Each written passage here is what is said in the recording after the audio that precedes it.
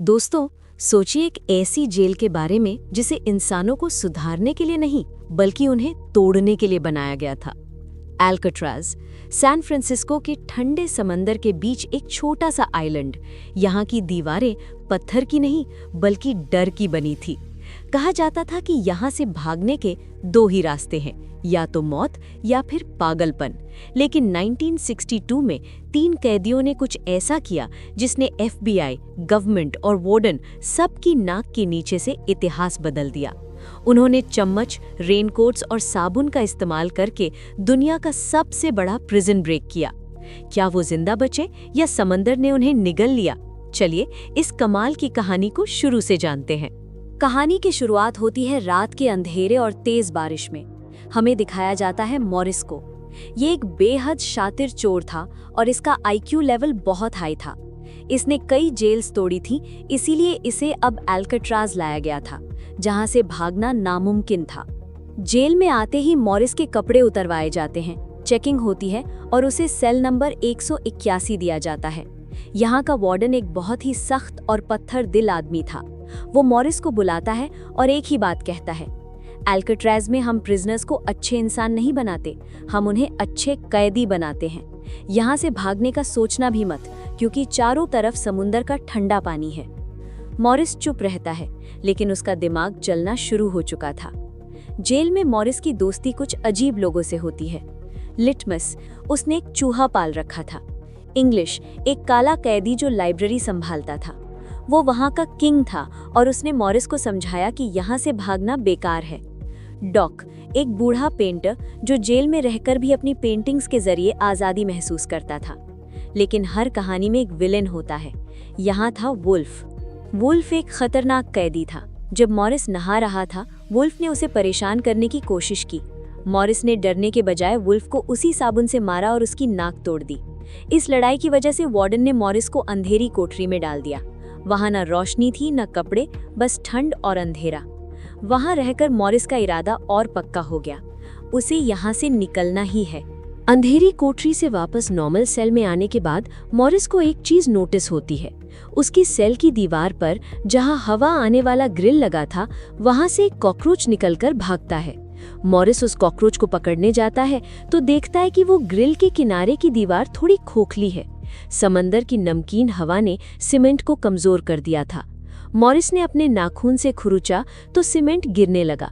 बस उसे रास्ता मिल गया था, लेकिन दीवार तोड़ने के लिए उसे औजार चाहिए थे। यहाँ मॉरिस का जीनियस दिमाग चलता है। चम्मच, वो खाना खाते वक्त कैंटीन से चम्मच चुराता है। नेल कटर, वो चोरी छुपे एक नेल कटर का इंतजाम करता है। सिक्का, एक कॉइन की मदद से वो ग्रिल के पेच यानी स्क्रूज ढीले करता है। लेकिन वो अकेला ये नहीं कर सकता था। जेल में उसके पुराने दोस्त आते हैं, जॉन और क्लैरेंस। ये दोनों भाई थे और पहले भी मॉरिस के साथ भाग चुके थे। इनके साथ जुड़ता है चार्ली, जो मॉरिस का पड़ोसी था।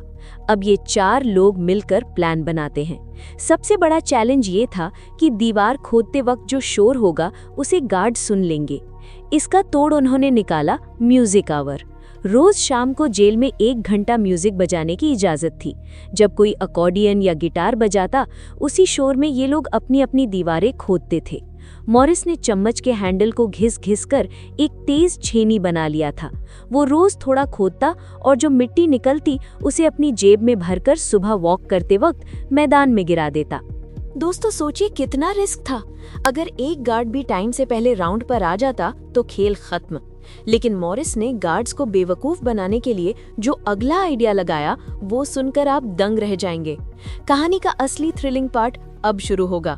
अगर आपको ये डिटेल्ड एक्सप्लेनेशन पसंद आ रही है तो प्लीज सब्सक्राइब करें और वीडियो को लाइक करें। चलिए देखते हैं उनका मास्टर प्लान। दीवार में छेद तो हो गया था, लेकिन अगर वो रात को भागेंगे तो बिस्तर खाली देखकर गार्ड्स अलार्म बजा देंगे। इसके लिए मॉरिस ने एक कमाल का आइडिया निकाला, डमी हेड्स। उन्होंने टॉयलेट पेपर, साबुन और कंक्रीट की धूल को पानी में मिलाकर एक पेस्ट बनाया। उस पेस्ट से उन्होंने इंसानी चेहरे की शक्ल बनाई।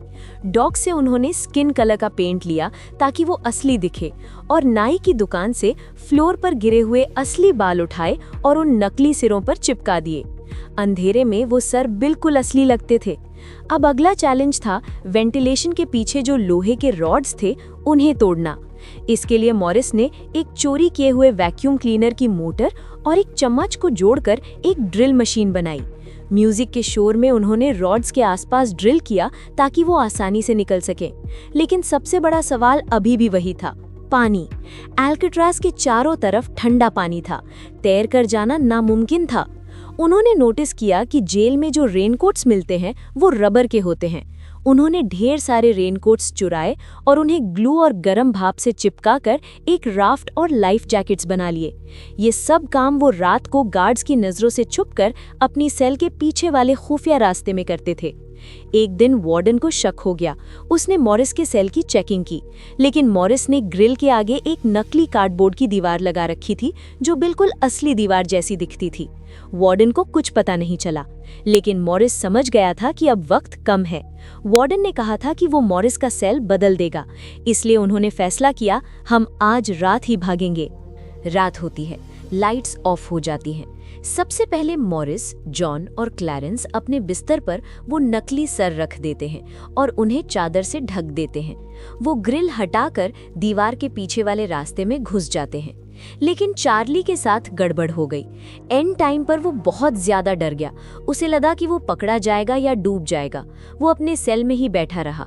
जब तक उसने हिम्मत जुटाई तब तक देर हो चुकी थी। बाकी तीनों ऊपर चढ़ चुके थे और चार्ली अकेला रोता रह गया। उसकी आज़ादी उसके हाथ से निकल गई। मॉरिस और एंगलिन ब्रदर्स पाइप्स के जरिए छत की तरफ बढ़े। उन्होंने छत का वेंटिलेटर तोड़ा और छत पर पहुंच गए। वहां से वो पाइप पकड़कर नीचे उतरे।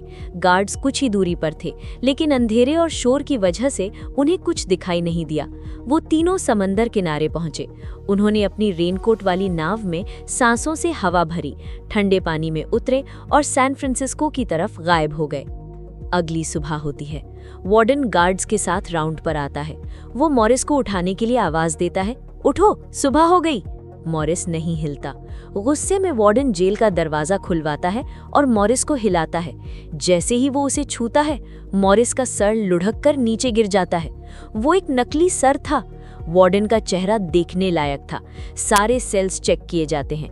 एंगलिन ब्रदर्स के सेल में भी वही नकली सर मिलते हैं। एल्काट्राज के इतिहास में पहली बार कोई वहां से भाग गया था। पुलिस, FBI, हेलीकॉप्टर, बोट सब उन्हें ढूंढने निकलते हैं, लेकिन उन्हें क्या मिलता है?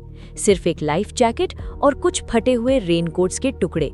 वार्डन मीडिया को कहता है, वो तीनों डूबकर मर गए हैं।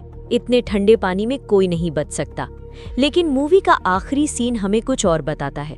वार्डन को एक चट्टान पर एक फूल मिलता है। ये वही फूल था जो डूक उगाता था और मॉरिस ने उससे लिया था। ये फूल वहां नहीं उगता, इसका मतलब साफ था, वो लोग जिंदा वहां पहुंचे थे और ये फूल वार्डन के लिए छोड़ गए थे। 1 साल बाद एल्काट्राज जेल को हमेशा के लिए बंद कर दिया गया। शायद इसलिए क्योंकि मॉरिस ने साबित कर दिया था कि दुनिया की कोई भी जेल नामुमकिन नहीं होती। तो दोस्तों, ये थी एल्काट्राज की पूरी डिटेल्ड कहानी। आज तक FBI के पास ये केस ओपन है। कहा जाता है कि वो तीनों साउथ अमेरिका भाग गए थे और वहां बुढ़ापे तक जिंदा रहे। आपको क्या लगता है, क्या वो डूब गए या बच निकले? कमेंट में ज़रूर बताएं। अगर ये डिटेल्ड वीडियो पसंद आई हो तो लाइक और सब्सक्राइब करना ना भूलें। मिलते हैं अगली अमेजिंग स्टोरी के साथ। तब तक के लिए गुड बाय।